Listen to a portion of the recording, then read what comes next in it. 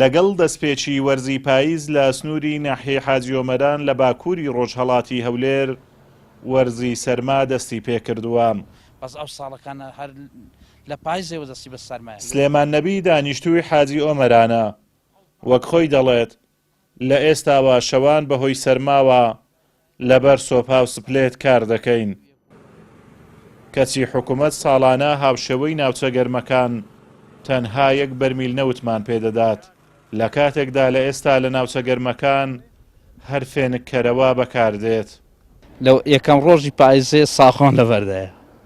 ساخۆن لەبەردایە سەرمایە زۆر بەیانیان جارێ بە تایبەتی بەیانیان زۆر ساردە. ئەو جارەکانە حکوومەت هەتا ئێستا نەوتشتوالەی تەوزیع نەکردووە بڵێم نازانین چەندی تەوزیع دەکەن چەندی تەوزیع ناکەن. حاجیۆمەران وەچی هەولێر حیساب دەکات.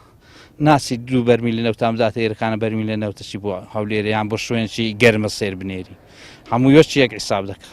وەڵڵا ئەگەر لە بە ئەو کارەبایی نەبێ بەخوای 10 بەرمیل 12 بەرمیل ئەویش بڵێم ماڵ دەزانین ڕان ماڵی مە ئەوەن چون شێمە 6 تەڵەبن هەنە تەقریبا 3 تەڵەبن ئازن ئێستا لە ماڵین 3 ڕۆژن وەڵام خۆتان دەزانن حاجیۆمەران. فاڕۆق ئەحمەد هاوڵاتیەکی دیکەی ناحیەی حاجیۆمەرانە دەڵێ تا ئێستا هیچ وادەیەک بۆ دابەشکردنی نەوت بەسەر هاوڵاتیانی ناوچە شاخاویەکان دیاری نەکراوە لە کاتێکدا وەرزی سەرما لەو ناوچانە دەستی پێکردووە.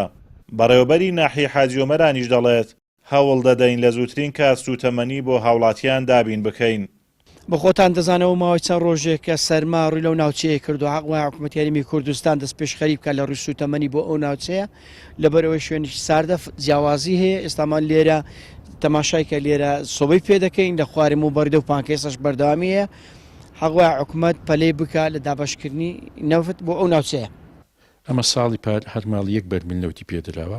ئەو ساڵش لەگەڵ بەڕێوەبەرەتی نەوت و کانزاکانی سۆران و ئیداری سەربەخۆی سۆران و قایمقامەتی قەزای چۆمان پلانی پێویستدان دراوە هەوڵ ئەدەین لە زووترین کات سوتەمەنی پێویست بۆ هاوڵاتیانی ناوچەکە دابین بکەین. پلان و بەرنامەشمان ئەوەیە ئەو ساڵ کە بتوانین هەر ماڵی 2 بەرمیل نەوتی بۆ دابین بکرێت.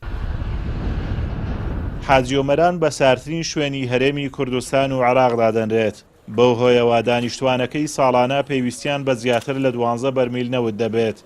بەڵام وەک خۆیان دەڵێن بەهۆی کارەبای 24 کاتژمێری کە لە ئێرانەوە بۆیان هاتووە بۆ هەر 1 کیلۆ 18 دینار وەردەگیرێت کەمتر نەوت بەکاردێنن.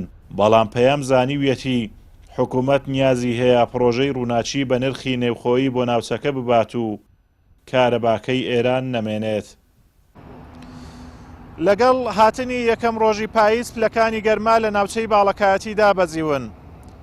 لە حاجیۆمەران نزمترین پلەی گەرما لە شەوان دەگاتە 7 پلەی سلیزی کە هاوڵاتیان ئەم ناوچەیەوە کاماژەی پێدەدەن لە شەوان سۆبا بەکاردێنن بۆ خۆگەرمکردنەوە. هاوڵاتیان دەڵێن دەبووە حکوومەت لە ئێستادا دەستی بە دابەشکردنی نەوت کردوایە چونکە ڕۆژ دوای ڕۆژ پلەکانی گەرما لەم ناوچەیە بەرەو دابەزین دەڕۆن. ئازاد ومەراوی کەناڵی ئاسمانی پەیام ناحیەی حاجیۆمەران.